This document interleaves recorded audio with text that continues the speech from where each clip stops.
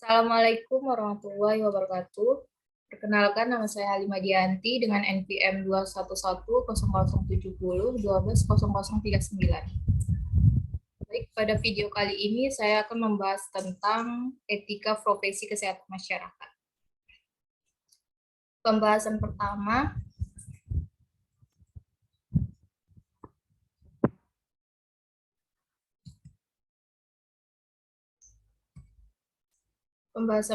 mengenai standar profesi kesehatan masyarakat yang berasal dari Kode Etik Profesi Kesehatan Masyarakat atau Persakmi.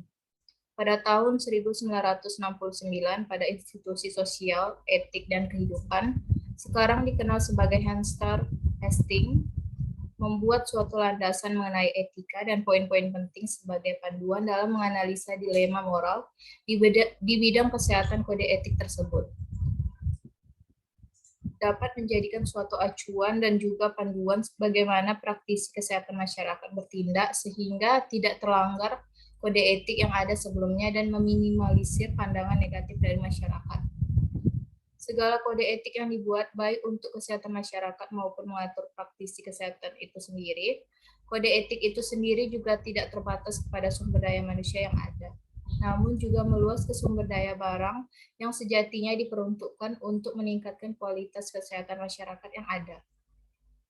Kode etik yang mengatur pelayanan kesehatan masyarakat haruslah dibuat supaya dapat sejalan dengan hak-hak manusia yang ada sebelumnya. Selanjutnya,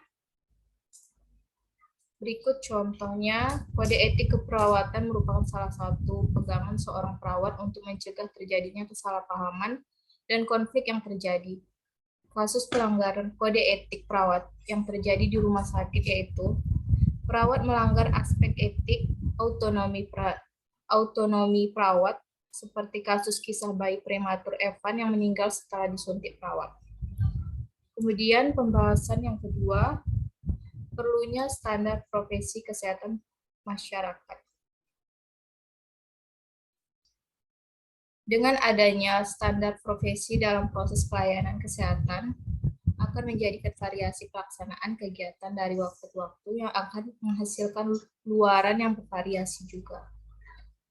Salah satu upaya untuk mengurangi variasi proses adalah dengan melakukan standarisasi. Proses standarisasi meliputi penyusunan, penerapan, monitoring, pengendalian, serta evaluasi dan revisi standar. Keberadaan standar dalam pelayanan kesehatan akan memberikan manfaat antara lain mengurangi variasi proses, merupakan persyaratan proses, dan dasar untuk mengukur mutu.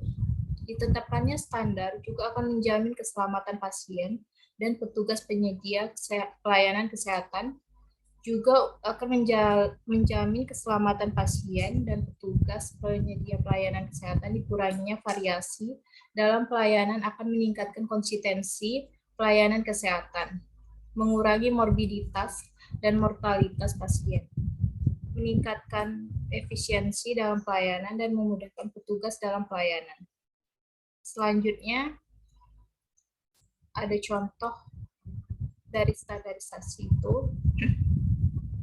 Contohnya, seorang profesi dokter harus memiliki dan mengikuti standar profesi supaya pelayanan kesehatan harus berfokus pada pelanggan, pengalaman pasien dan masyarakat yang menjadi pelanggan pelayanan kesehatan.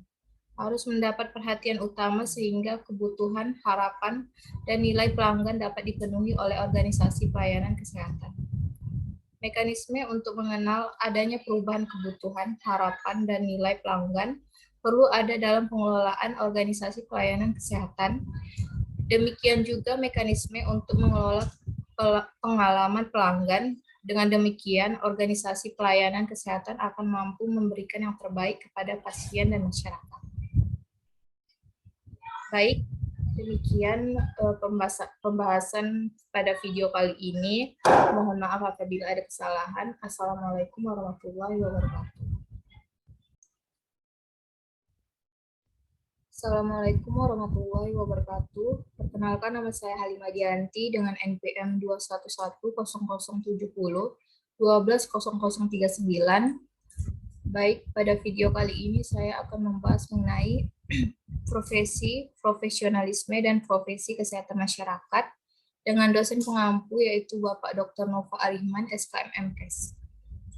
Pada pembahasan pertama, saya akan membahas mengenai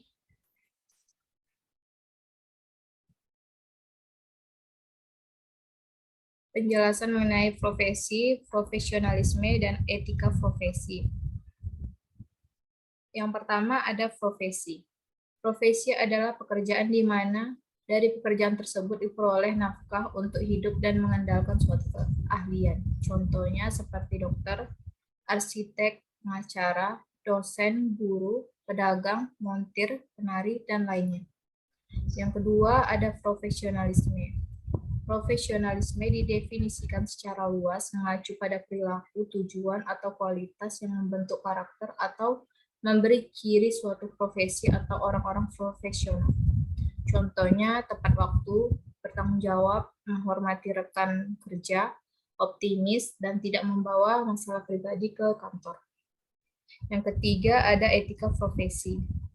Etika profesi merupakan norma yang mengikat secara moral hubungan antar manusia yang dapat dituangkan dalam aturan yang disusun dalam kode etik suatu profesi. Dalam hal ini adalah norma perilaku yang mengatur hubungan auditor dengan klien, auditor dengan rekan seprofesi, auditor dengan masyarakat, dan terutama dengan diri sendiri. Contohnya transparansi, integritas, loyalitas, menjunjung tinggi reputasi, akuntabilitas, menerima dan memberikan kritik dengan baik, dan lain-lainnya. Kemudian pembahasan kedua tentang pentingnya etika profesi kesehatan masyarakat beserta contohnya. Etika kesehatan masyarakat juga berkaitan dengan ketidaksesuaian atau pertentangan antara kewenangan pemerintah sebagai pengelola sistem pelayanan kesehatan dengan kebebasan individu. Etika kesehatan masyarakat juga dapat membantu ahli Kesmas dalam membuat keputusan menentukan pada apa yang harus dilakukan dan mengapa hal tersebut harus dilakukan. Ortman DKK pada tahun 2016 menyatakan etika kesehatan masyarakat membantu dalam memutuskan tindakan-tindakan yang mempengaruhi kesehatan komunitas dan populasi berdasarkan bukti ilmiah serta sesuai dengan nilai-nilai dan standar baik atau buruknya yang diterima oleh masyarakat. Contohnya, kajian ahli kesehatan masyarakat menunjukkan bahwa pemberian vaksinasi harus dengan jadwal yang ketat, perlu diberikan fluorida dalam air minum, dan melarang anak sekolah minum air dengan kadar glukosa yang tinggi. Baik, demikian pembahasan pada video kali ini. Mohon maaf apabila ada kesalahan. Assalamualaikum warahmatullahi wabarakatuh.